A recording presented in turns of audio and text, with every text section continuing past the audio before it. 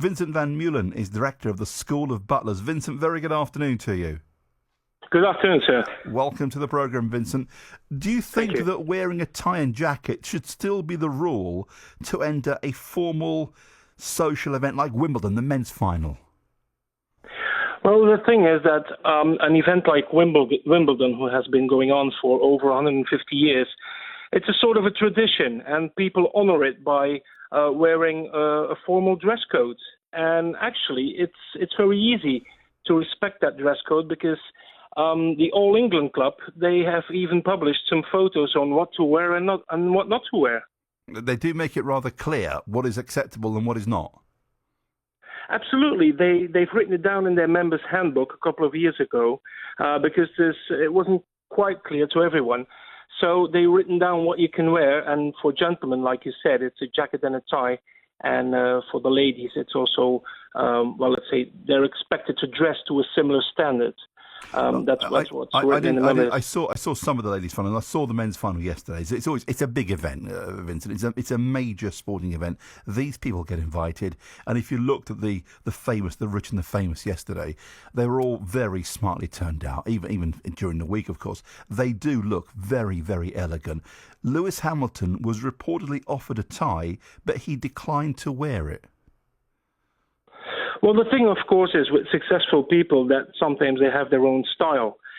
If we look at rock stars or we look at, for example, sports celebrities, they might tend to have a bit of their own idea about dress codes.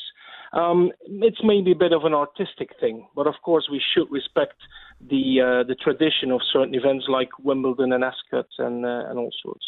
See, I'm a big fan of Lewis Hamilton. You cannot doubt his talent as a racing driver. He is, he's quite frankly, he's brilliant. As a racing driver, he is unsurpassed, of course.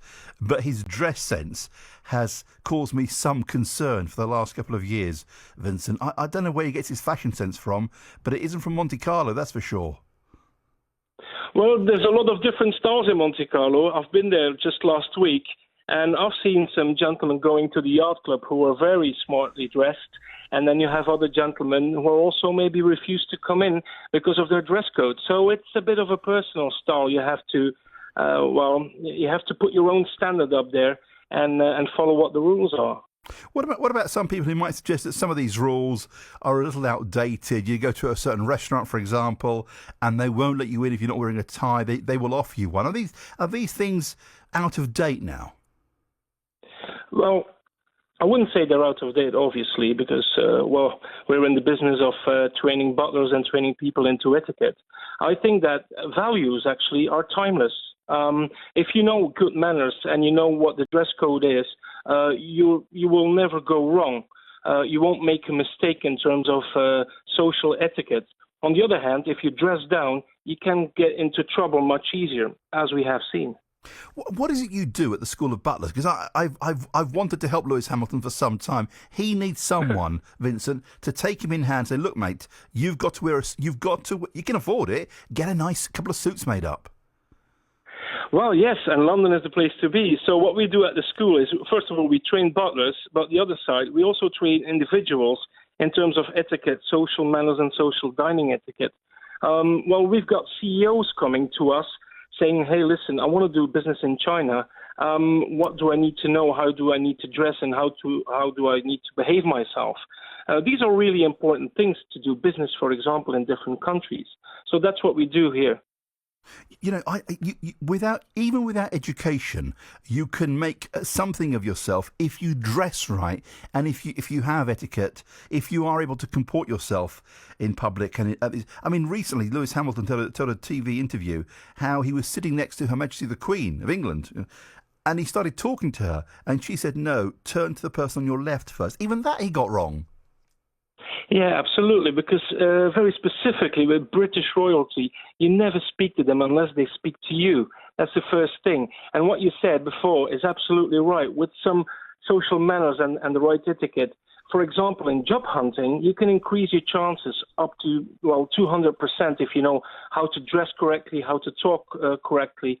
So it's basic etiquette actually. But also, it's not. And I was talking to someone recently, Vincent. They mentioned this to me every morning, and they've just had a battle with cancer. Doesn't matter what they do. They have a shower, they shave. It's always a suit on, ready to face the world, and he feels ready. And I think that speaks volumes.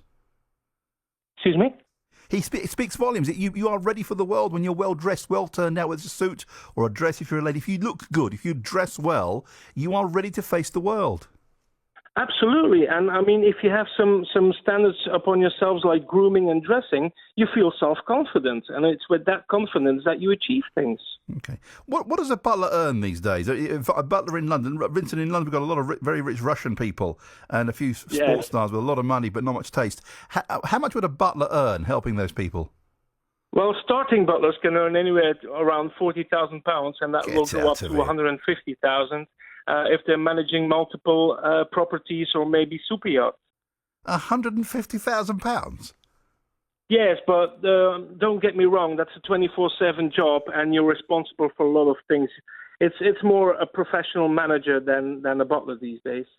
So it's not just about getting the suit ready in the morning, making sure they've got toothpaste on their toothbrush. Oh no! This is absolutely not. This is 2015.